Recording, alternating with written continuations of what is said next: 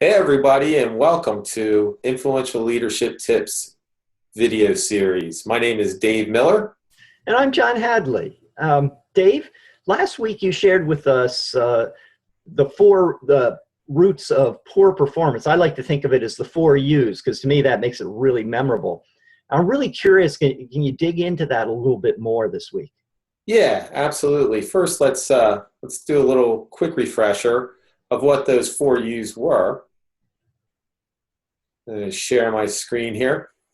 So, if you remember, there's four different roots of poor performance. Someone could be unaware, unable, unwilling, or unsuitable. So let's talk about, as a manager, what would you do with this? What would be the remedies here for that? And in a sense, it's like, as a manager or a leader, you can't just wear a leadership hat, so to speak. There's different facets or different hats that you're going to wear depending on the situation. So if someone is unaware, that means they're not aware that they're performing not up to the level that you want or not up to expectations. You need to put your manager hat on. And what I mean by that is that there's a mixed message going on. There's a breakdown in communication. The person just isn't aware. It's not that they don't want to do well. It's that they're unaware they're not doing well. So, I need to do things like maybe raise the bar, make my communication more clear about the expectation. It may be an issue of accountability. So things like that. I remember working with a group and we were talking about this kind of thing, and they said, they gave me an example. A manager was really frustrated because they had wanted their employee to produce a report every week, and they hadn't done it once yet. And so I asked the manager, I said, so the first time they didn't do that report, what happened? Stone silence. Nothing was said. Nothing was brought up. So there's a message saying, well, maybe this report isn't that important. So this is really on you as the manager to clear things up, make expectations clear, put some accountability in place. So Dave, it sounds like unaware that I, as the leader, am probably unaware as well, or in some way, or I have a blind spot because I'm letting this person under me be unaware. So is there part of that somehow I have to raise my own awareness? Well, again, this is the whole purpose of when someone's not performing, go through this checklist of these four U's, and unaware could be one of them. Mm-hmm. And so regardless of what the issue is, we're becoming more aware as a leader. And if this is the case, it's like, okay, let me make sure they're clear on what needs to be done. So what if they're unable? What do we need to do there? We need to go into training mode, whether we personally train them and help them increase their ability.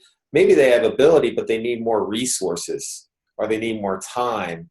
Anything like that, giving them a resource, simplifying the task for them, giving them training to help them build their skills or education.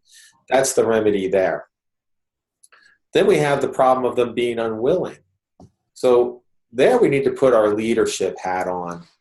And what I mean by that, we need to become the inspirer, the motivator. We need to find what unlocks that internal drive that gets them really engaged into that task.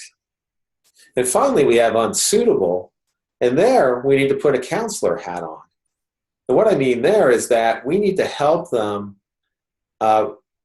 really find the right place, or the right seat on the bus for them. And hopefully that can be in the company. If not, somewhere outside the company. We call it liberating. I know it may not feel good to the person, and you do it in the most compassionate way, but if they're really not suitable for the job, ultimately they're not going to be fulfilled. They need to find where they fit and where they can succeed. In fact, that reminds me of a situation I faced many years ago where I had someone, I don't know if she was exactly unsuitable, but she capped out.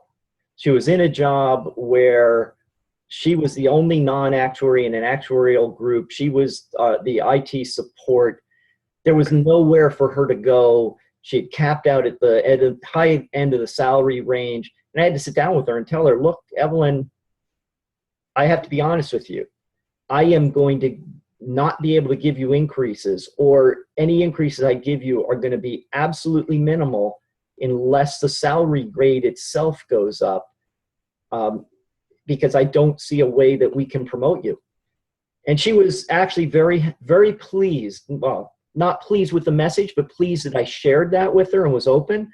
And about 6 months later, she landed a job in the IT operation itself where she got a promotion, and she was very happy. Terrific. Great example.